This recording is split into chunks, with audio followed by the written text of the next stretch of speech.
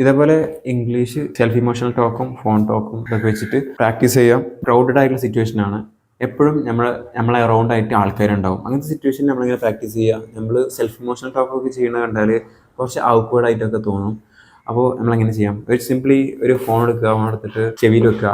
ഒരാളായിട്ട് സംസാരിക്കുന്ന പോലെ പ്രറ്റൻഡ് ചെയ്തിട്ട് അല്ലെങ്കിൽ അങ്ങനെ അഭിനയിച്ചിട്ട് അങ്ങനെ സംസാരിക്കുക. ഹേ, I would like to talk about an experience that I had last year while I was going for a trip to Munnar.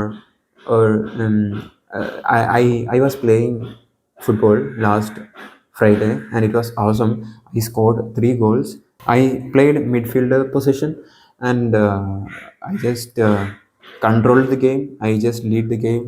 I was the playmaker and everybody appreciated me for my skills, and the audience and spectators actually enjoyed the game. And yeah, ഇതേപോലെ English നമുക്ക് self emotional ടോക്കും phone ടോക്കും ഇതൊക്കെ വെച്ചിട്ട് practice ചെയ്യാം.